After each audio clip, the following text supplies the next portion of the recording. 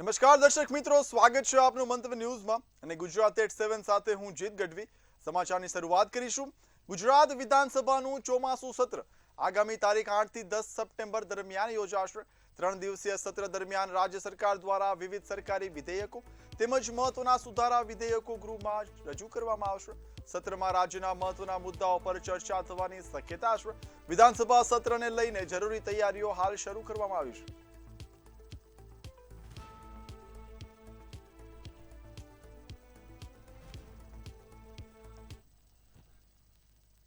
રાજ્યમાં આગામી દિવસોમાં વરસાદી માહોલ યથાવત રહેવાની શક્યતા છે। હવામાન નિષ્ણાત અંબાલાલ પટેલે આગાહી કરતા જણાવ્યું કે ઉત્તર ગુજરાત, મધ્ય ગુજરાત, દક્ષિણ ગુજરાત તેમજ સૌરાષ્ટ્રના વિવિધ વિસ્તારોમાં વરસાદી ઝાપટા પડી શકે છે। ભારે વરસાદની સંભાવનાને ધ્યાનમાં રાખીને ખેડૂતો અને નાગરિકોને જરૂરી સાવચેતી રાખવા તેમજ હવામાન વિભાગની સૂચનાઓનું પાલન કરવાની અપીલ કરવામાં આવી છે।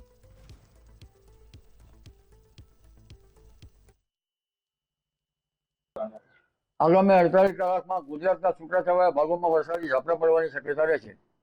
આ ઉપરાંત બંગાળના ઉપસાગરની એક મજબૂત સિસ્ટમના કારણે તારીખ 30મી થી 31મી તારીખ સુધીમાં ગુજરાતના ઘણા ભાગોમાં ભારેથી અતિભારે વરસાદ થવાની શક્યતા રહેશે। તારીખ 3 ઓગસ્ટ સુધીમાં વરસાદ થઈ શકવાની શક્યતા રહે।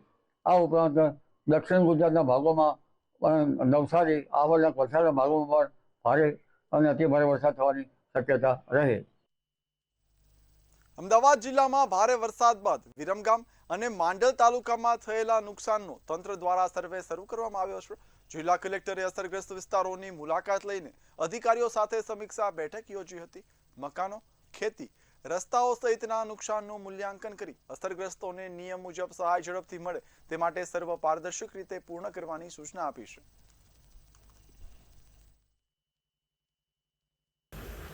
માંડલ અને વિરમગામ પંથકમાં ખૂબ વધારે વરસાદ પડ્યો હતો અને આપણી જે રાહત બચાવની કામગીરી તથા એના પછી સફાઈ, ક્લોરિનેશન, ફોગિંગ વગેરેની કામગીરી અને સહાય ચૂકવણીની કામગીરીની સમીક્ષા કરવા માટે સાહેબ આજરોજ વિરમગામ અને માંડલ તાલુકાની મુલાકાતે આવેલા હતા। સુરતના પર્વત પાટિયા વિસ્તારમાં ખાડીપુરની સમસ્યાથી સ્થાનિકોમાં ભારે રોષ જોવા મળી રહ્યો છે। જુલાઈ મહિનામાં 2 વખત ખાડીના પાણી સોસાયટીઓમાં ફરી વળતા માલસામાન અને વાહનોને ભારે નુકસાન થયું છે। રહીશોએ ખાડી પરના દબાણો અને વાલ્ક ખાડી ડાયવર્ટ કરવાના નિર્ણય સામે સવાલો ઉઠાવી ઉકેલ નહીં આવે તો આંદોલન અને ભૂખ હડતાલની ચીમકી ઉચ્ચારી છે। એક વર્ષની નહીં, છેલ્લા 10 વર્ષથી તો દર વર્ષે અમારે પાણી આવે। ચોમાસું શરૂ થાય એટલે કોઈ સામાજિક પ્રસંગ હોય, કોઈ મરણ પ્રસંગ હોય, ગામ જવાનું હોય, અમે તો બધા ઉત્તર ગુજરાત વાળા મોસ્ટલી કે કાઠિયાવાડ વાળા, પણ ક્યાંય જવાનું હોય તો ઘર છોડીને અમે નીકળી ના શકીએ। અહીંયા શું એક બાટલી દૂધ માટે અમે બેસેલા છીએ? તમે એક બાટલી દૂધ આપશો તો શું અમારું બધું નિરાકરણ થઈ જશે? લાખોનું નુકસાન થયું છે, એ કોણ ભરપાઈ કરશે? પહેલા એ તો જણાવો અમને, અમે કેટલા હેરાન થઈ છે। ઘરના મા બાપ હોય છે, એમને તો અમારે પહેલા ક્યાં લઈ જવા એ સવાલ છે। સગાવાલાના ઘરે લોકો જતા નથી તો અમે ક્યાં મૂકી આવીએ એ લોકોને? શું તમે એ લોકોની સારવાર માટે આવી શકો છો? એ લોકોને દવાની જરૂર પડે છે, પાણીની જરૂર। આ વખતે તો અમે પાણી વગર તરસી મર્યા છીએ, પાણી નથી। લોકોને કેટલી બીમારીઓ થઈ ગઈ છે। હું જ્યારે બહાર જઈને ઘરે આવી તો મારા ઘરના બધા જ બીમાર હતા। તે બધાનું શું કરવાનું? મારે અત્યારે આવે છે કોઈ અમને દવા આપવા કે અમારી સેવા કરવા? માધવબાગ સોસાયટી છેલ્લા 25 વર્ષથી પાણીથી હેરાન થઈ રહી છે।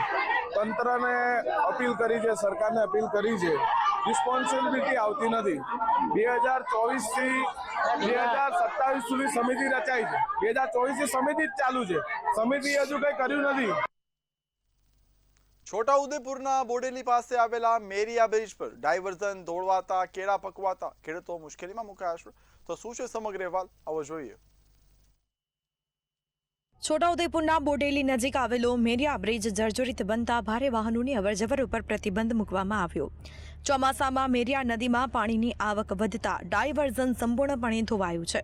પરિણામે હવે આ માર્ગ ભારે વાહનો માટે સંપૂર્ણ બંધ કરી દેવામાં આવ્યો। આ સ્થિતિના કારણે બોડેલી, જબુગામ અને સુસ્કાલ વિસ્તારના કેળા પકવતા ખેડૂતો મુશ્કેલીમાં મુકાયા છે। ત્યારે લોકોના ખેતરમાં કોળાના જબલા એમનેમ પડી રહ્યા છે। અમારે જે બોડેલી થી છોટાઉદેપુર રોડ પર આવવું હોય તો 60-70 કિલોમીટરનો ફરીને આવવું પડે છે। આ જબુગામ મેરિયાના પુલ પરથી જો કલેક્ટર મેડમ 30 ટનની અંદર સાધન જવા દેવાની છુટ્ટી આપે તો અમારે જે 60 40 જવાના ને 40 આવવાના એટલે 80 કિલોમીટરનો જે ફેરાવો પડે છે એમાં ખેડૂતોને જ માર પડવાનો છે, એમાં વેપારીઓને કે એમાં કશું ફેર પાડવાનો નથી. આજે અમારે કોરાનો પાક, કેળાનો પાકમાં 50% ભાવ ઘટી ગયાનું મોટું કારણ આ જ છે. અત્યારે માથા પર સિઝન ચાલુ થઈ છે. અત્યારે જે શરૂઆતની અંદર તમે જુઓ તો ઉનાળાનો ટાઈમ હતો તે વખતે 400 થી 500 રૂપિયાનું બજાર હતું, પરંતુ આ વરસાદ પડ્યા પછી અત્યારે અમારું બજાર જે કેળાનું બજાર જે છે 50% થઈ ગયું છે. એટલે 200, 200 થી 250, 250 અને એની અંદર પણ જઈ શકે તો કોઈ નવાઈ નહીં. એની પાછળનું કારણ છે કે આ રસ્તાઓ ધોઈ ગયા છે. એના માટે સરકારશ્રી જો ઘટતું કરે, આ મેરિયાનો બ્રિજ જે છે અત્યારે ઓલરેડી તૈયાર તો થઈ ગયો છે, પરંતુ સાધનો આવવા જવા દે તો એની અંદર ખેડૂતોનું હિત સમાયેલું છે. અને મેરિયા બ્રિજનું કામકાજ ચાલુ છે, તેથી મોટા વાહનની અવર જવર બંધ છે. અને ડાયવર્ઝન આપેલું હતું, જનતા ડાયવર્ઝન, એ બી અત્યારે બંધ છે. તો ફરીને નાના ગામડાઓમાંથી જવું પડે છે. તો તેથી સરકારશ્રીને પ્રાર્થના છે કે એનો વહેલી તકે ઉકેલ લાવે. અને આના લીધે મજૂરોને, વેપારીઓને, ખેડૂતોને ટાઈમ ખૂબ બગડે છે અને ગાડીઓ લેટ ભરીને આવે છે અને જ્યાં ડિલિવરી કરવાની ત્યાં પણ લેટ પહોંચે છે. તેથી માલનું નુકસાન થાય છે. એટલે વહેલી તકે થોડો અમારો પ્રશ્નનો હલ આવે.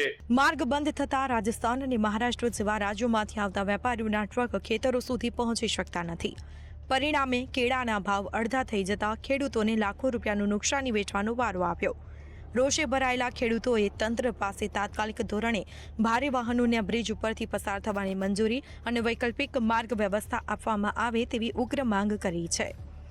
સુલેમાન ખત્રી, મંતવ્ય ન્યૂઝ, છોટાઉદેપુર. વડોદરાના ફતેગંજ બ્રિજ પરનો અકસ્માતનો ભય વધી રહ્યો છે. સુરક્ષા વ્યવસ્થા સામે ગંભીર સવાલો પણ ઉઠી રહ્યા છે. શું છે સમગ્ર વિગતો, જોઈએ ખાસ અહેવાલમાં. વડોદરાનો ફતેગંજ બ્રિજ હવે અકસ્માત બ્રિજ તરીકે ઓળખાવા લાગ્યો છે. છેલ્લા 29 દિવસમાં બ્રિજ પર છઠ્ઠો જીવલેણ અકસ્માત સર્જાતા સ્થાનિકોમાં ભારે રોષ જોવા મળી રહ્યો છે. તાજેતરમાં એસટી બસ અને એક્ટિવા વચ્ચે થયેલી ટક્કરમાં વાડી વિસ્તારની આશાસ્પદ યુવતી તૃપ્તિ માળીનું કરુણ મોત નીપજ્યું છે. સ્થાનિક તરીકે કહેવા માંગુ છું કે છેલ્લા 28 દિવસમાં 6 અકસ્માત થયા છે. આ અકસ્માત કોઈ દરેક વખતે અમે જ્યારે બી રજૂઆત કરી છે ત્યારે એવું કહેવામાં આવે છે કે જેન્ઝી અને જે લોકો જે નાના છોકરાઓ અને જે 2 વ્હીલર હોય છે એ લોકોની ભૂલ હોય છે એવું બતાવવામાં આવે છે, પણ ખરેખર તો કોર્પોરેશનની ભૂલ છે. જે તે સમયે આ બ્રિજ બનાવ્યો તે સમયે આવી રીતે બ્રિજ ઉપર યુ ટર્ન એ ખાલી હિન્દુસ્તાન, આપણા આખા વર્લ્ડમાં, ખાલી ઇન્ડિયામાં અને ખાલી વડોદરામાં જ છે. આ બ્રિજ એકદમ અનસેફ છે ફતેગંજનું. એક તો અહીંયા કર્વ છે અને ઘણા બધા એક્સિડન્ટ થતા રહે છે. તો હવે સરકારને જવું પડશે અને કાંઈ જલ્દીથી જલ્દી કાંઈ કરવી પડશે સગવડ, કારણ આટલા બધા તો નહીં ચાલે, અકસ્માત નહીં ચાલે. હા, અને અમે તો યુઝ જ નથી કરતા. જ્યારથી અમે સાંભળ્યું છે કે અહીંયા એક્સિડન્ટ એટલા બધા થાય છે.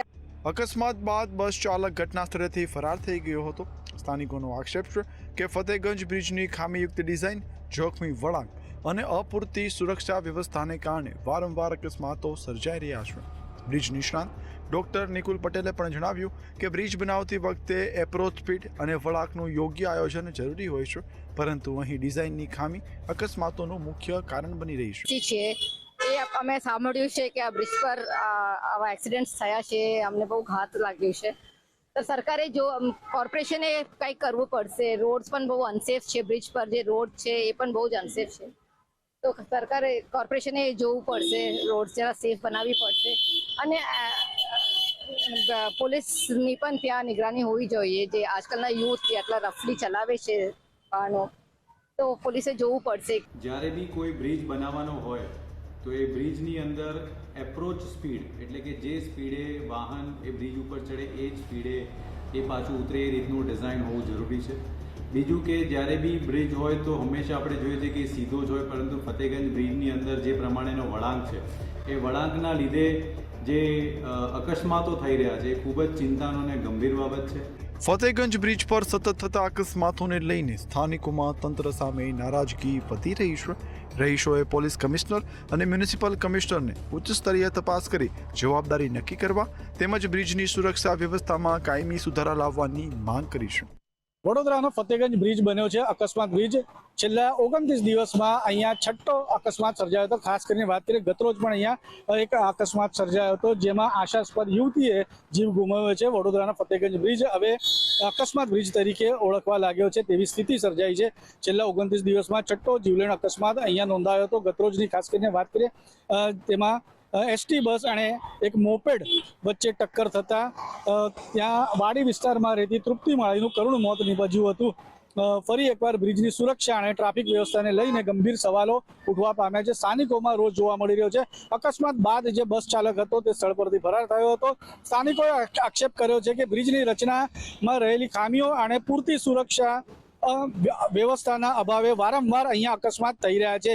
છેલ્લા 29 દિવસમાં છઠ્ઠો અકસ્માત નોંધાયો હતો. ખાસ કરીને વાત કરીએ તો સ્થાનિકોએ પોલીસ કમિશનર તેમજ મ્યુનિસિપલ કમિશનરને પણ તાત્કાલિક આ અંગે હસ્તક્ષેપ કરીને બ્રિજની ડિઝાઇનનું તકનીકી મૂલ્યાંકન કરવાનું તેમજ ટ્રાફિક વ્યવસ્થામાં જરૂરી સુધારા અને જવાબદારી નક્કી કરવામાં ઉચ્ચ સ્તરીય તપાસની માંગ કરી છે જેથી આ બ્રિજ પર જે જાનહાનિ છે તે ટળી શકે છે.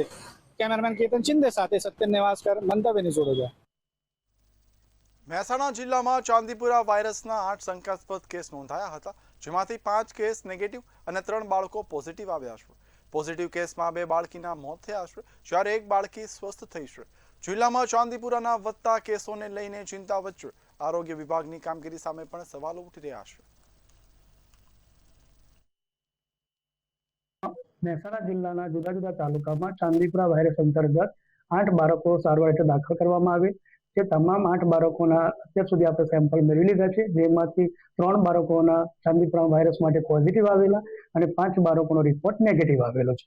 જેની અંદરથી પોઝિટિવ આવેલા બાળકોમાંથી 2 બાળકોના મૃત્યુ થયેલ છે જેમાં એક કેસ સાપુર વડ વડનગર તાલુકાનો છે જે 7 વર્ષની દીકરી હતી અને બીજો કેસ હમણાં રિસેન્ટલીમાં દેલવાડા કે જે મોઢેરા ગામ બહુચરાજી તાલુકાના કેસ હતો જેમાં 4 વર્ષની દીકરી છે અને એક કેસ જે પોઝિટિવ આવેલ જે વિસનગર લાછડીના હતા તે બાળકને સારવાર દરમિયાન સારવાર પૂરતી મળતા એ સાજા થઈને ઘરે પડ્યો. મહેસાણા મહાનગરપાલિકામાં કચરાની હાથલારીઓની ખરીદીમાં મોટા કૌભાંડનો આક્ષેપ થયો છે. હાથલારીઓની ખરીદી પહેલા યોગ્ય મંજૂરી અને ભાવ નક્કી કરવાની પ્રક્રિયા પૂર્ણ ન થયા હોવાના આક્ષેપો છે. મંજૂરી વિના ખરીદાયેલી આ લારીઓ ખુલ્લામાં પડી રહેતા કાટ લાગી રહી છે. મંજૂરી પહેલા જ નાણાંનો દુરુપયોગ થતા સમગ્ર ખરીદી પ્રક્રિયાની પારદર્શિતા સામે ગંભીર સવાલો ઉભા થયા છે.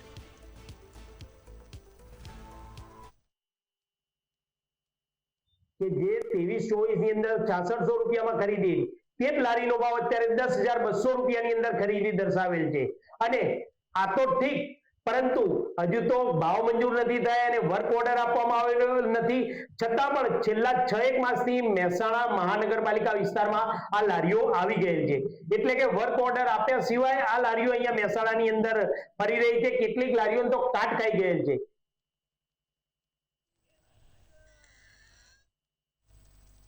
અમદાવાદમાં દીપડો દેખાયાની અફવા બાદ વન વિભાગ હવે હરકતમાં આવ્યો છે. સોશિયલ મીડિયામાં વાયરલ થયેલા મેસેજને લઈને વન વિભાગની ટીમોએ સ્થળ પર પહોંચી તપાસ હાથ ધરી હતી. તપાસ બાદ આરએફઓ ધનરાજ ચૌધરીએ જણાવ્યું કે મળેલા ફૂડ પાર્ક દીપડાના હોવાનું હાલ લાગી રહ્યું નથી. પરમ દિવસ સાંજે અહીંયા દીપડો આવેલાના અમારા વાઇલ્ડલાઇફ કેર સેન્ટર બોડકદેવ ખાતેના ટોલ ફ્રી નંબર ઉપર જાણ થયેલી જેના અનુસંધાને અમારી 2 ટીમો કાર્યરત કરી અને અહીંયા સર્ચ ઓપરેશન કરી આજુબાજુનો વિસ્તાર સ્કેનિંગ કરેલું અને જે ભાઈએ જોયેલું હતું એમની પણ મદદ લીધેલી અને જે પ્રમાણે એમના જણાવ્યા પ્રમાણે અને આગળના ભાગે જોતા જે પગમાર્ક મળેલા છે એ જોતા દીપડાના હોઈ શકે એવું માનવાને પાત્ર નથી. અમદાવાદમાં વિદ્યાર્થીઓ દ્વારા વાહન ચલાવવા અંગે કડક માર્ગદર્શિકા જાહેર કરવામાં આવી છે.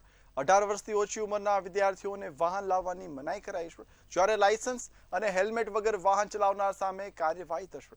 વાલીઓ પાસેથી લેખિત બાંહેધરી લેવાશે અને શાળાઓમાં આરટીઓ તથા ટ્રાફિક પોલીસ દ્વારા માર્ગ સલામતી અંગે જાગૃતિ કાર્યક્રમો પણ યોજાશે. સગીર વયના બાળકો લાયસન્સ વગર દ્વિચક્રી અને ચતુર્ચક્રી વાહનો લઈને ઘણીવાર શાળાએ કે ટ્યુશન ક્લાસીસ વગેરેમાં જતા હોય છે ત્યારે હમણાં તાજેતરમાં જે ઘટના બની તેના પછી રિવરફ્રન્ટ ઉપર જે ઘટના બની તેના લીધે આપણે એક બાબતે શાળાઓને તાકીદ કરી અને સૂચના આપી છે અને પરિપત્ર બી કર્યો છે કે 7 દિવસ સુધી સતત અવેરનેસ માટેના કોઈ એક દિવસ કરો, દરરોજની જરૂર નથી, પણ દરેક શાળામાં આગામી સપ્તાહમાં કે તમારી અનુકૂળતા હોય તો એના પછી પણ માર્ગ સલામતીને લઈને જાગૃતિ કાર્યક્રમ શાળા કક્ષાએ કરવામાં આવે. અમદાવાદમાં વધુ એક હિટ એન્ડ રનની ઘટનામાં પોલીસે ઝડપી કાર્યવાહી કરી છે. વટવા બીબી તળાવ પાસે સ્કોર્પિયો કારની ટક્કરથી એક વૃદ્ધનું મોત થયું હતું. અકસ્માત સર્જીને ફરાર થયેલા કાર ચાલકે ટ્રાફિક પોલીસે ગણતરી કલાકમાં ઝડપી પાડ્યો છે. પોલીસે કાર પણ જપ્ત કરી છે અને વધુ તપાસ શરૂ કરી છે.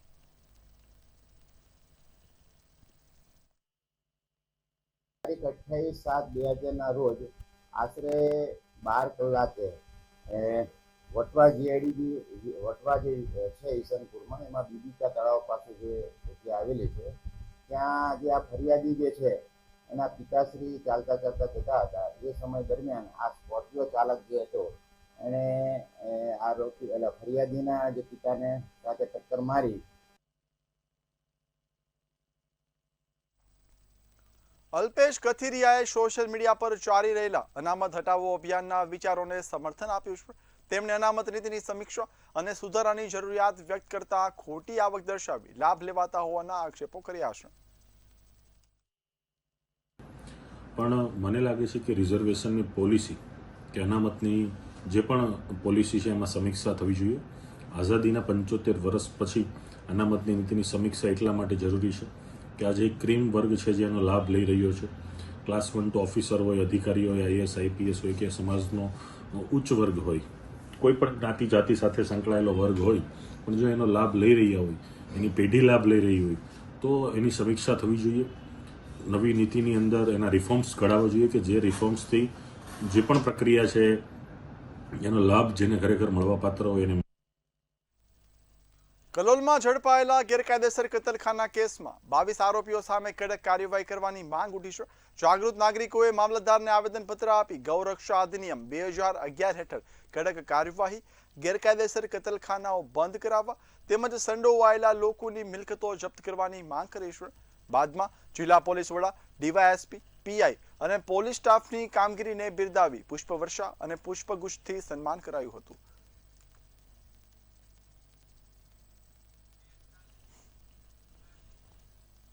જૂનાગઢ જિલ્લાના માળિયાહાટીમાં દીપડાએ એક વ્યક્તિ પર જીવલેણ હુમલો કરતા તે ગંભીર રીતે ઇજાગ્રસ્ત થયો છે. ઇજાગ્રસ્તને સારવાર માટે જૂનાગઢ સિવિલ હોસ્પિટલમાં ખસેડવામાં આવ્યો છે. ઘટનાને પગલે વન વિભાગે તપાસ શરૂ કરી દીપડાને પાંજરે પૂરવાની કાર્યવાહી હાથ ધરી છે તેમજ સ્થાનિકોને સાવચેત રહેવાની અપીલ કરી છે.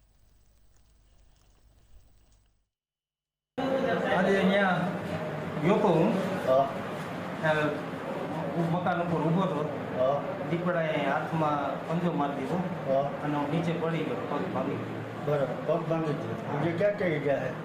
તો અહીંયા હાથમાં પંજો માર્યો. આ કઈ જગ્યાએ બનાવ બનેલો હતો? તાલુકા પંચાયતની પાછળ. ભાવનગર જિલ્લા જેલમાંથી મોબાઈલ મળી આવતા જેલ તંત્રમાં દોડધામ મચી ગઈ છે.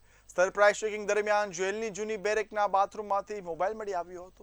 જેલમાં અચાનક ચેકિંગ હાથ ધરવામાં આવ્યું હતું. તે દરમિયાન મોબાઈલ મળી આવ્યો હતો. મોબાઈલ મળી આવતા જેલ તંત્ર દ્વારા તાત્કાલિક કાર્યવાહી શરૂ કરવામાં આવી છે. સમગ્ર મામલે નીલમબાગ પોલીસ મથકે ફરિયાદ દાખલ કરવામાં આવી હતી અને આગળની કાર્યવાહી હાથ ધરવામાં આવી છે.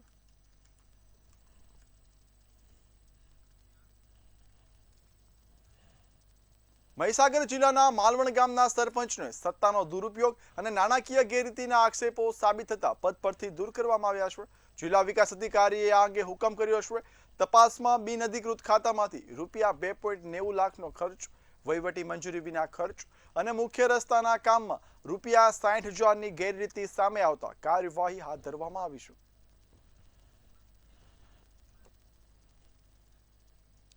કોંગ્રેસ પ્રવક્તા મનીષ દોશીએ વિદ્યાર્થીઓની આત્મહત્યાના મુદ્દે ચિંતા વ્યક્ત કરી છે. તેમણે એનસીઆરબી પોર્ટલનો ઉલ્લેખ કરી શિક્ષણમાં વધતા વેપારીકરણ, પેપર લીક અને પરીક્ષા વ્યવસ્થાની ખામીઓને જવાબદાર ગણાવ્યા છે. સમગ્ર દેશની અંદર જે આત્મહત્યાની ઘટના 2014 થી આપણે 24 સુધીના 10 વર્ષના જ આંકડા જોઈએ તો તેમાં પણ સરેરાશ જોઈએ તો દેશમાં 40 જેટલા વિદ્યાર્થીનીઓ આત્મહત્યા કરી રહ્યા છે. આપણા માટે ચિંતાનો વિષય એ પણ છે કે એક તરફ શિક્ષણનું સતત વધતું જતું વેપારીકરણ, વારંવાર પેપર ફૂટવાની ઘટના, એટલે કે છેલ્લા 10 વર્ષની અંદર 152 થી વધુ પેપરો ફૂટ્યા હોય, 9 કરોડ જેટલા વિદ્યાર્થી અને એના પરિવારો આ વ્યવસ્થાનો ભોગ બન્યા હોય, તેવા સંજોગોની અંદર સરકાર માત્ર વાતો કરે અને વાત કરે છે એક્ટની, પણ એ એક્શન લેવાની વાત નથી કરતા. તાપી એસઓજી પોલીસે બાતમીના આધારે ચિખલદા ગામે દરોડા પાડી 334 ગ્રામ ગાંજાના જથ્થા સાથે મિલન પટેલ નામના શખ્સને રંગે હાથ ઝડપી પાડ્યો છે. પીઆઈ મંડોરાના માર્ગદર્શન હેઠળ કરાયેલી આ કાર્યવાહીમાં ગાંજો સપ્લાય કરનાર અન્ય આરોપીને વોન્ટેડ જાહેર કરવામાં આવ્યો છે. આદિવાસી વિસ્તારોમાં વધી રહેલા નશાના કાળા કારોબાર સામે પોલીસની કાર્યવાહીથી ખળભળાટ મચ્યો છે.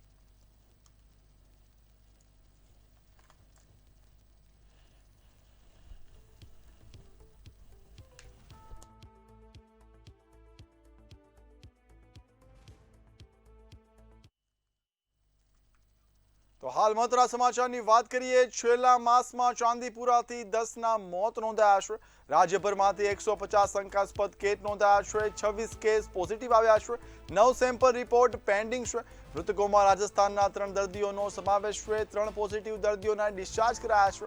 અસરગ્રસ્ત વિસ્તારોમાં સર્વેલન્સ હાલ ચાલુ છે.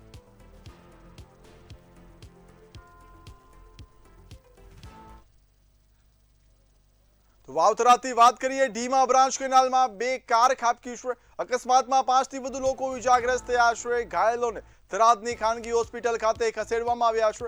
108 એમ્બ્યુલન્સથી ઘાયલોને સારવાર આપવામાં આવી રહી છે. 5 થી વધુ લોકોને ફ્રેક્ચર સહિતની ઈજા પહોંચી છે. સદનસીબે મોટી જાનહાનિ ટળી છે.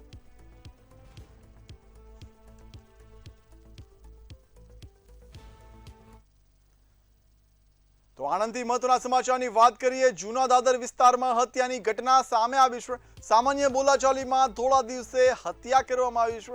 2 શ્રમિકોના ઝઘડામાં એકનું કરુણ મોત નીપજ્યું છે. આણંદ ટાઉન પોલીસે તપાસ હાથ ધરી છે. મૃતદેહ પોસ્ટમોર્ટમ માટે ખસેડવાની તજવીજ પણ તંત્ર દ્વારા હાથ ધરવામાં આવી છે. ફરાર આરોપીને ઝડપી પાડવા ટીમોને કામે લગાડવામાં આવ્યું છે.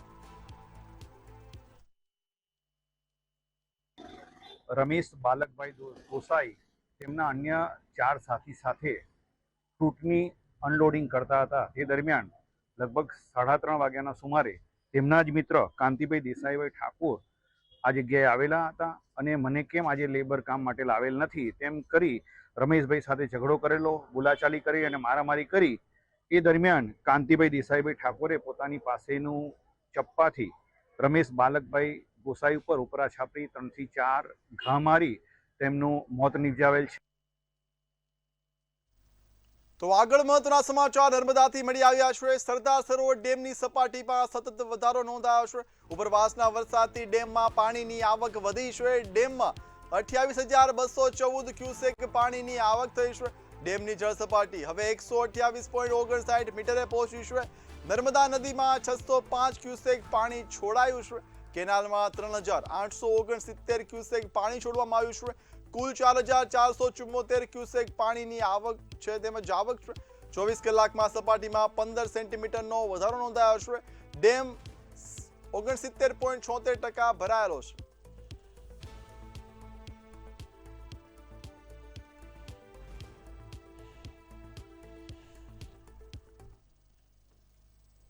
તો ગુજરાત એટ 7માં હાલ બસ આટલું જ. હવે થોડોક નાનકડા વિરામ બાદ નિહાળીએ સૌરાષ્ટ્ર સુરત. નમસ્કાર.